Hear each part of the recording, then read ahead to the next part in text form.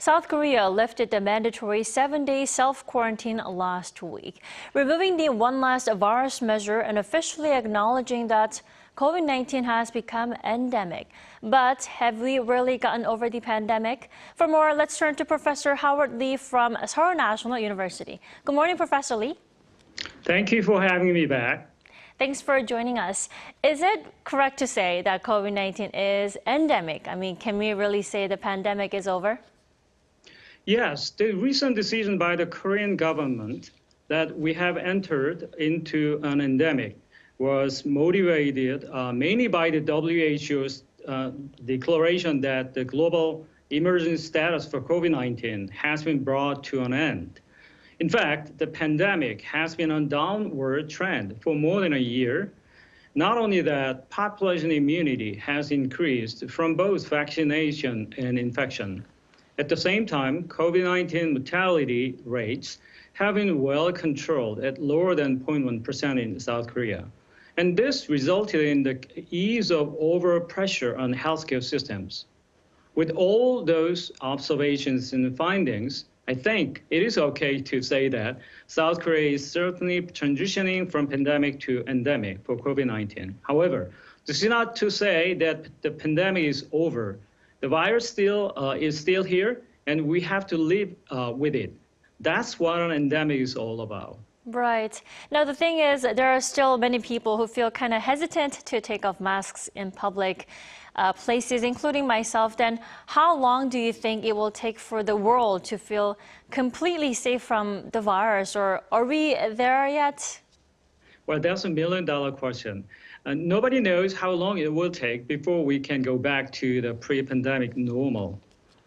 We may not return to life as we knew it before COVID-19 because the pandemic has changed so many aspects of our lives. The virus also has left a deep scar on our attitude to infectious diseases, which needs quite a time to heal. Let me give you an example. As you said, although the indoor face mask mandate has been removed several months ago, people are still wearing masks because many still don't feel safe enough to get rid of the mask.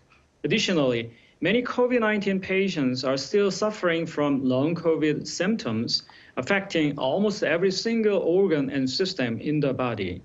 Therefore, I'd like to say that it will take long for the world to feel safe again from the coronavirus, yet I don't know how long it will be.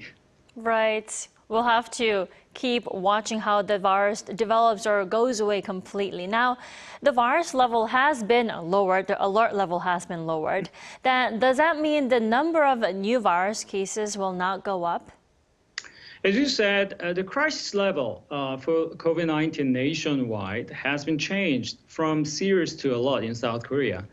That means almost all bans will be lifted in South Korea sooner or later, including mandatory isolation for 7 days.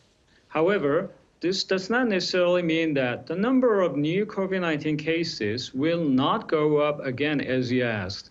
For example, you may recall the daily tallies last week went up over 20,000 just before the government lowered the national crisis level.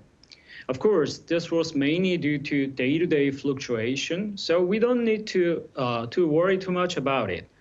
That said, what this tells us is that the daily new virus cases can go up anytime, particularly when a new subvariant emerges.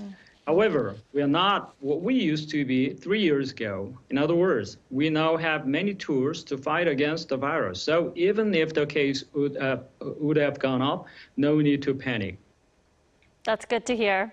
Now, Sure. We've come a long way, more than 3 years, right? Then what tasks or challenges are we now left with after all that 3 years of the pandemic, Professor?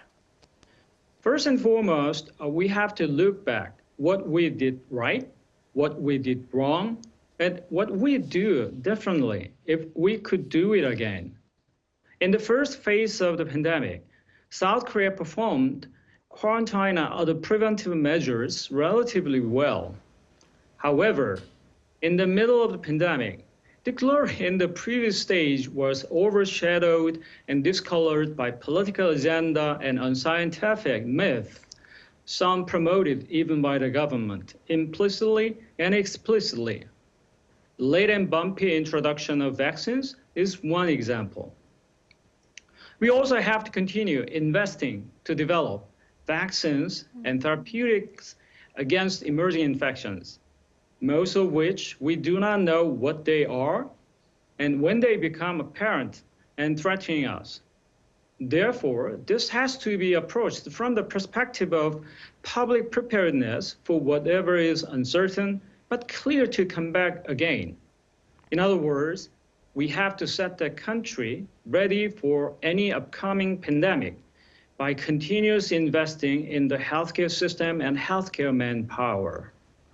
When it comes to COVID-19 again, we have to get vaccinated every year probably because we live in an endemic, particularly those who are vulnerable to serious diseases.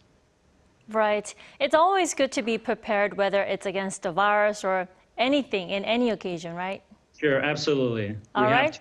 Professor Lee, thank you so much for joining us this morning. Thank you again.